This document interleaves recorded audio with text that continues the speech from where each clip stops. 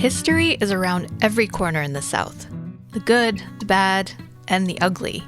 But as the region has grown, we've lost the stories of many communities that once thrived here. But they are here. Sometimes you just have to look a little closer to find them. This is a story about a community that has endured. This is a story about rising up after you've been bulldozed and beaten 20 times over, maintaining your self-respect and dignity despite it all. This is a story about the New South and the Old South. I'm Anissa Khalifa. This week on The Broadside, we hear from a young journalist who uncovered the history of her own neighborhood and fought to bring it into the light and preserve it for future generations.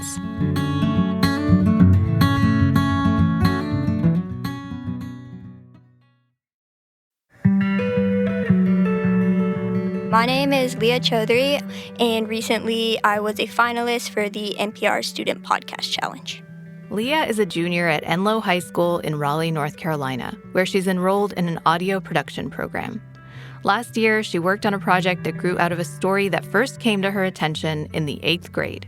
The way I found out about Oberlin Village was during the pandemic. My friend down the street and I founded a neighborhood magazine because we noticed a lot of the elderly neighbors in our neighborhood. We just noticed the isolation that the pandemic created, and we wanted to kind of foster community.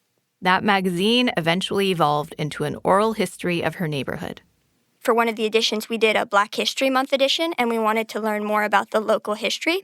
So one of our neighbors referred us to one of her friends, who is actually a descendant of the Oberlin community. Her name is Miss Cheryl Williams, and we interviewed her, and we just thought, wow, this is such an amazing story.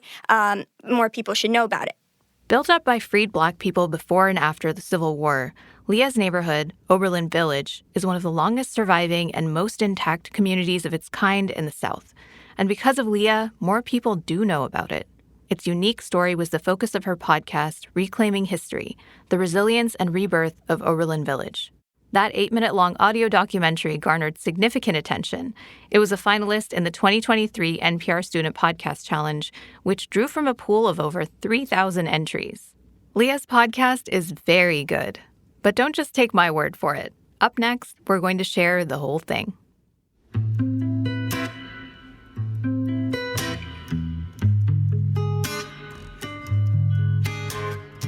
Visitor's note.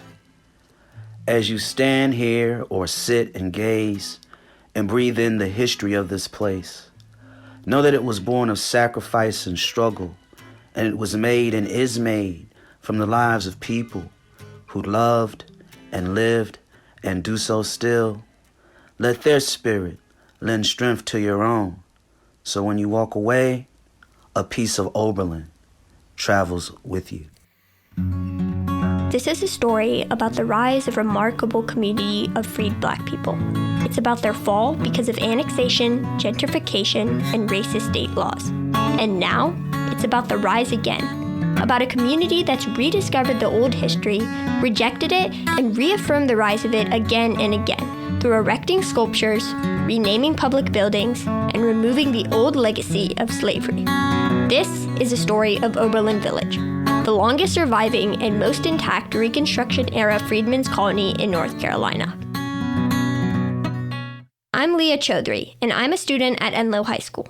I lived 2 streets over from Oberlin Village, but for the first decade of my life, I had no idea this history even existed. And I know my neighbors don't know about such history, that my classmates don't know about this history, and that other Raleigh citizens don't know about this history. But before we get into the story of Oberlin, it's important to set up some context. Oberlin's story started with a group of 5 free Black families. Ruth Little, a historian and author of 2 research papers on Oberlin, explains.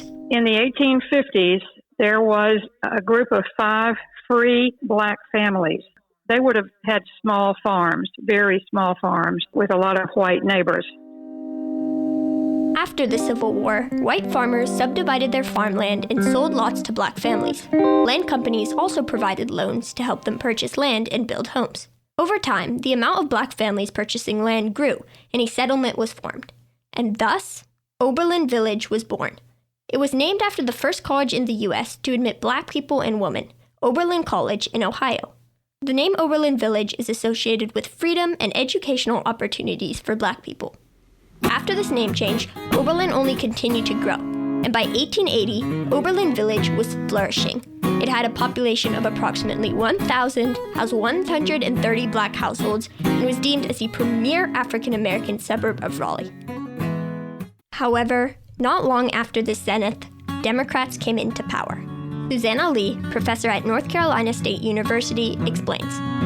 White Democrats, through fraud and violence, were able to suppress Black and white Republican votes, retake control over the state government, and reverse a lot of the gains of Reconstruction.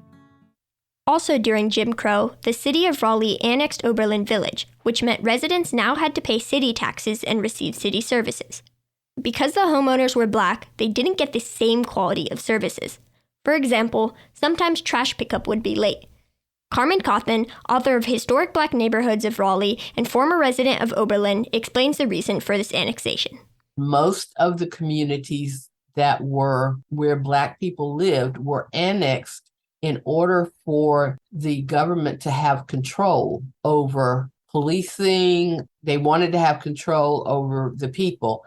However, Oberlin Village handled these changes well. They weathered Jim Crow. The villagers weathered it very well because they were independent and held their heads up high. Unfortunately, things got harder for Oberlin with the construction of Cameron Village.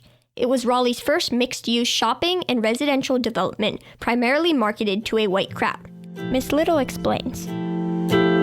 Oberlin no longer being an independent village would have been in 1948 when Cameron Village was built, a few blocks away on Cameron land. With a lot of traffic running through Oberlin Village to access Cameron Village, the construction of the Wade Avenue Highway began to take place.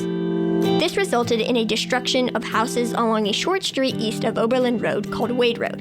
This dislocation forced out a number of families, splintering the community in half. As Cameron Village continued to grow and the population of Oberlin increased, outsiders sprung on the opportunity to buy houses there. When you think about Oberlin, part of the issue became, since white people wanted to live there, they would offer higher prices for the land. You know, that would change somebody's mind about whether or not to sell the land that had been in their family. As wealthier people began to move in, property taxes increased. Residents can attest to this. We bought a house in 2000, same house that we had rented for 10 years.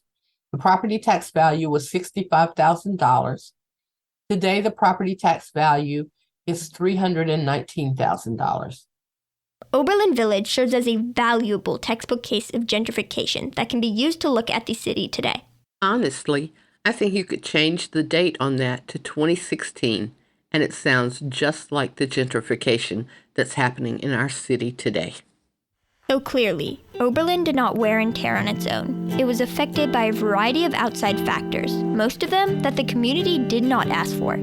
Every day, hundreds of people drive past Oberlin Village, this vibrant place that weathered so much.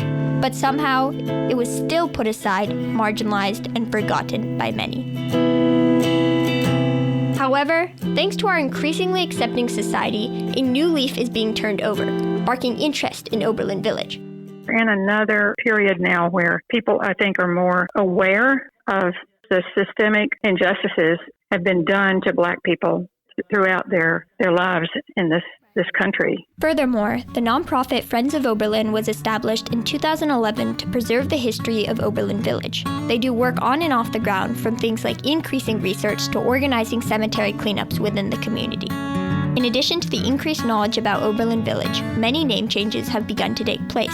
For example, the popular Raleigh Shopping Center, named after one of the largest slave owners in North Carolina, was renamed from Cameron Village to Village District. Furthermore, after learning about Oberlin, my friend and I lobbied the Wake County Commissioners to change the name of Raleigh's flagship library to Oberlin Regional Library. Other changes include the renaming of the post office by Congresswoman Deborah Ross and the unanimous renaming of public school Daniels Middle School to Oberlin Middle School. But to the community, these changes mean much more. More more than just the changing of the names. I think the Friends of Oberlin Village has really brought to light some of the different impacts that we made. These people went to work every day, took care of their families, educated their children, and that's how we're similar to everybody else. As our society becomes increasingly divided, full of hate and misinformation, it's more important than ever to find the similarities. I just believe that the more similarities we can connect with each other, then the differences aren't so sharp. That was Oberlin Village. This is Leeya Chaudhuri. Thanks for listening. Written, produced, and mixed by Leeya Chaudhuri, all music by Jacob Herrenstein, recorded at Eagle Production Studios at Enloe High School. When we come back from the break, Leeya tells us how she went about uncovering her neighborhood's past and what telling this story means to her.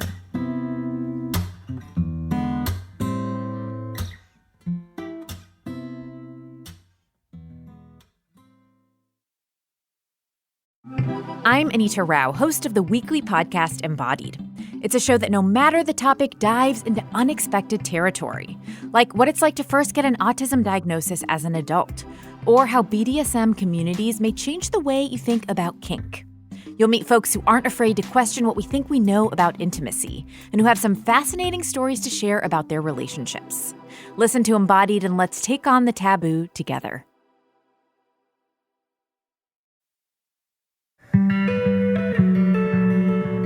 Welcome back to The Broadside. I'm Anisa Khalifa. Student reporter Leeya Chaudhuri recently came to our studios to talk to me about the making of her Oberlin Village podcast. She was joined by her high school audio production teacher and mentor, Ryan Hedgepeth. I am the TV and audio production teacher at Enloe High School, also the arts department chair, and just super excited to be here. So firstly, how did it feel to be finalist for the NPR Podcast Challenge? And can you tell me a little bit about what that process was like? Honestly, the first thing I thought about was how Oberlin Village would get national recognition.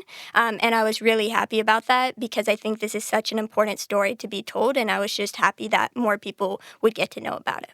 We've had such incredible feedback about, wow, thank you for opening up this window into the past that really should be probably in textbooks, especially for us as local residents. So I feel awesome to even have contributed a little bit to Leeya's incredible research and production.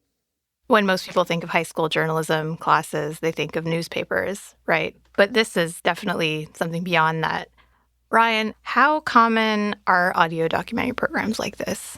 I feel like in English classrooms and maybe in some science classrooms, there's been interest in teachers starting to use podcasts as an alternative to essay writing or as a way to engage differently with content and material. I think what stands out for our program is that we focus on the audio production side. And my goal as the program advisor is to give students that long-term project time windows. Leeya, you didn't work on this alone. You teamed up with fellow student Jacob Herrenstein. He wrote and performed the soundtrack for the version that was entered into the NPR contest. How did that collaboration happen? So when I was looking at this challenge, we were looking through the rules and we realized that you cannot use any music from outside sources.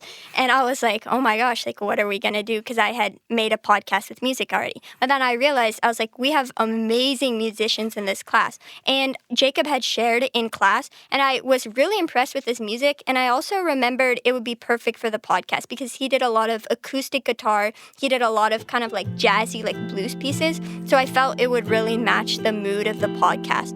He was so generous, he sent me his entire file of music. And so it was like I was scrolling on an archive on Google because there was 30, 40 music pieces. And there was one for every mood. Honestly, the music was so good. It got to one point where it's I don't know what music to use. I had way too many options. And then we also, in this idea of the collaborative environment that we're trying to hold together, both with me as the teacher and advisor and amongst the students themselves, we set up organizational positions. We have executive producers and we have a PR department. And so we really try to make it a professional experience. Yes.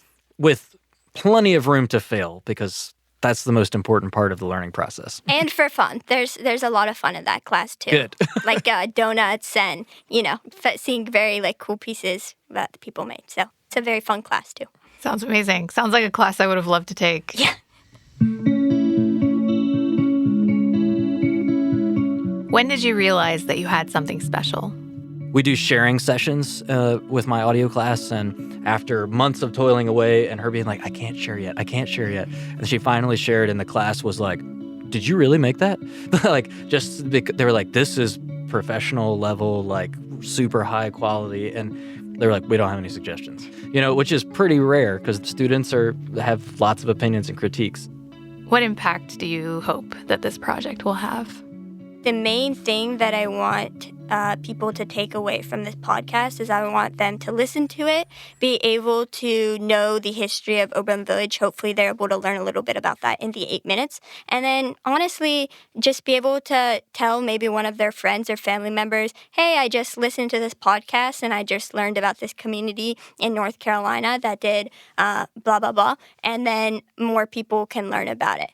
And then I think the second thing is the history of America is built on the backs of so many people. I think the U.S. is so great because we have this tapestry of all of these rich communities. And so I would love for another student to hear about someone telling their local history and maybe get inspired to tell their own local history or go interview one of their family members and learn about their ancestors' history. You can tell the stories, and you should invest the time in your ancestors and your communities and your cultures that resonate with you and that people want to hear it. They want to share it too, and how important it is for us to recognize those important aspects of our culture and, embrace these differences. These sharp points, I think, was from the final quote, right? Yes. And find ways to hold on to them together. And I think Leeya's generation can really help us embrace those prickles. Yes. My question was going to be, are you going to consider being a journalist in the future? But I feel like you're already a journalist, so. The student has become the teacher already. Brian and Leeya, thank you so much for being here with me today. Thank you so much for having me. Yeah, incredible experience. Thank you. You can find a link to the extended version of Leeya's episodes of the Enloe, Enloe Student Podcast, in the show description. All of the music we used in this episode was composed by Jacob Herenstein, who created the music for Leeya's podcast and kindly gave us permission to use it here. This episode was produced by me, Anissa Khalifa. Our editor is Jared Walker. Al Wodarski provided audio engineering support. The Broadside is a production of North Carolina Public Radio, WUNC. You can find us on your favorite podcast app and email us at broadside@wunc.org. If you enjoyed the show, leave us a rating, a review, or tell a friend to tell a friend. Thanks for listening, y'all. We'll be back next week.